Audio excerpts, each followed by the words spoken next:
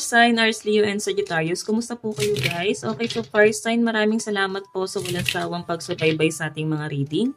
And kung kayo ay bago pa lang sa ating channel, mag-subscribe na po kayo guys.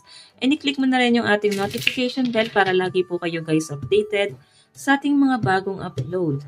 So tignan natin fire sign, ano ba ang inyong gabay ngayon? Fire sign, Aries, Leo, and Sagittarius. Gabay po ni fire sign. So guys, meron tayong overcoming obstacle. You can overcome anything. So parang lumabas na rin to last time, no? Baka may mag-comment na naman. Naulit na naman yung reading. So guys, ang nakikita ko rito, ngayong araw, parang may mga bagay ka nang tatanggapin. At may mga bagay ka nang iaalis sa buhay mo. Parang kailangan mo na din guys eh. Okay? Wala ka na rin choice. Kailangan mo na rin guys ialis sa buhay mo yon. Kasi hindi na guys nakakatulong yung toxic na sitwasyon na yon or yung negative energy na nakikita ko dito na nakabalot sa'yo or sumasama sa inyo guys. Etong taong to guys, ano to eh, nakikita ko na parang pinaandaran ka niya, no? Parang niyayabangan ka niya. Siguro ang kailangan mo rito ay katahimikan, no? Huwag mong patulan yung mga ginagawa niya, sinasabi niya sa inyo guys. Kasi nga, minamalit ka niya na hindi mo kaya yung kaya niyang gawin. So, eto guys, overcoming obstacle. Ma-overcome mo yan kung mawawalan ka ng pakialam doon. Okay, so tingnan pa natin. Fire sign, Aries, Leo, and Sagittarius. So, meron po tayong Wondrous Universe, Walk in Beauty, diba?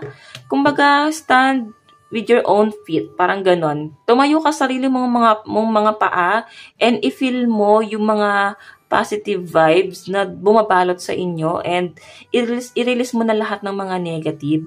Mag-focus ka lang sa mga positibo, no? Nakikita ko na unti-unti mo guys ma-overcome lahat ng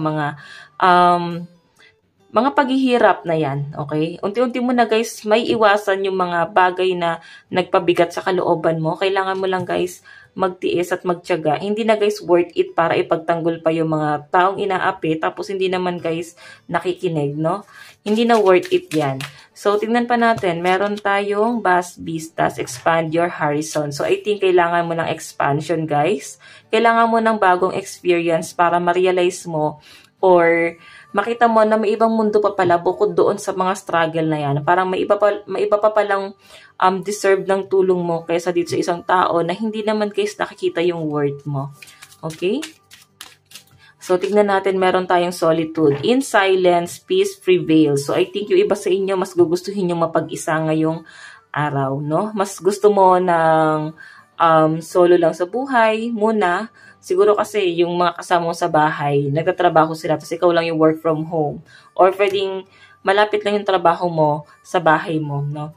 So, nakikita ko rito guys na may mga taong pinasasalamatan ka pa rin naman kahit nagkaroon ng init ng ulo or alam niyo guys, nagkaroon sila guys ng tampo sa inyo. Meron pa rin sila guys pinagpapasalamat sa inyo dito. Okay? So, tignan natin guys, ano pang ipapakita rito. Okay. Fire sign, Aries, Leo, and Sagittarius. Gabay po ni fire sign. So guys, meron tayong uniqueness, unique, perfect self-honor. So alam nyo guys, parang gusto mo na lang ibalik yung sarili mo sa dati, no? Yung tipong kahit weird na yung tingin sa inyo ng ibang tao, at least hindi ka guys may hirapan na makibagay, no? Kasi sa nakikita ko rito guys, minsan yung mga taong kaharap mo, akala mo mabuti sila sa inyo. Pero ang hindi mo alam dito, fire sign, may sinasabi sila pag nakatalikod ka. Akala mo maganda yung pinapakita sa inyo kasi may mga binibigay sa inyo. Kasi guys, nakikita ko iba eh. Okay? Parang may pagka-club mentality yung taong yan. Gratitude, receiving blessing, thanksgiving, di ba? So, kung makita nyo guys yung Wondrous Universe, ang sinasabi rito, pag nawalan ka na guys ng pakialam sa mga taong toxic, nakikita ko nabubuhos ang biyaya sa inyo. Okay? So, tingnan pa natin. Meron tayong remembrance. Ayan. May inaalala ka lang dito guys na mga lugar na pwede mong napuntahan, pwede may mga pagdadoubt ka tuloy na kumilos or may mga pagdadoubt ka na parang gumalaw kasi pwedeng may mga nakatingin sa galaw mo, may nakatingin sa mga gagawin mo, guys, na para bang nandun yung judgment. Pwedeng i-judge ka nila. Okay, tignan natin yung solitude. Meron tayong echoes. Okay, iba sa inyo, guys. Ayan, hindi mo na kailangan mag-explain, hindi mo na kailangan magalit, hindi mo na kailangan maipagtanggol, hindi mo na kailangan diskusyonan kasi ang nakikita ko rito, guys, mas pipiliin mo yung peace of mind mo and mas gusto mo nang nag-iisa. May nakikita akong parang munggo. Siguro may mga kumakain ng munggo rito. Or hopya ba yun? So, ayan, guys, tignan natin kung ano pang ipapakita. So, guys, ang lucky number mo is 12, 11, 29, and 20. Okay. Mensahe pa po kay fire sign. Meron tayo, guys, the star. Oops. Meron tayong Ace of Pentacles, the moon. Meron ako nakikita rito, guys, na isang taong nakikipagmayabangan. Yun lang naman kasi, guys, yung kaya niyang gawin. Yung iyabang niya yung mga bagay na meron siya. I think pinagmamalakihan ka ng taong yan. Ngayon, mapifeel mo yung pagiging niya, guys, pabago-bago ng isip niya. Ngayon, parang ikaw yung kalaban niya. Hindi mo alam kung bakit siya nagagalit ng ganito sa inyo. Okay?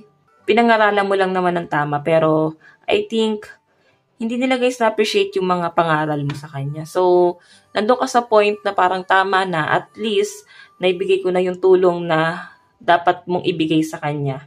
Okay? Ngayon, guys, nakikita ko na mas mag-focus ka sa career mo, kahit na pagod ka, kahit na hirap kang kunin yung mga bagay na nawala sa inyo, guys, okay lang. Paghihirapan mo tong bagay na to para makuha mo ulit yung mga bagay na nawala sa inyo, lalo na sa inyong financial, guys. Nakikita ko yung struggle mo dito. Okay? Kaya nga magpapaka-hardworking ka dito. So, guys, tignan pa natin ang inyong advice, lalo na pagdating sa inyong love life. Advice, meron tayong emotion. Look deep within your emotion, di ba? Huwag ka daw, guys, masyadong magpadala sa emosyon. Pero tignan mo rin kung ano ba yung sinisigaw ng puso mo. Ano ba talaga yung gusto mo. And doon ka mag-base. Tignan mo kung saan ka mas magiging kampante. Meron tayong spiritual. Your spiritual journey is beginning. So, magkakaroon ng new beginning sa relationship ng person mo. Meron tayong past life. I think, kilala mo na to guys sa past life eh. Okay? Ay no. We reunite with our loved ones over and over again through many different lives. So, fire sign, na to lang naman po ang inyong reading. Hanggang sa muli. God bless and love you. Bye-bye po.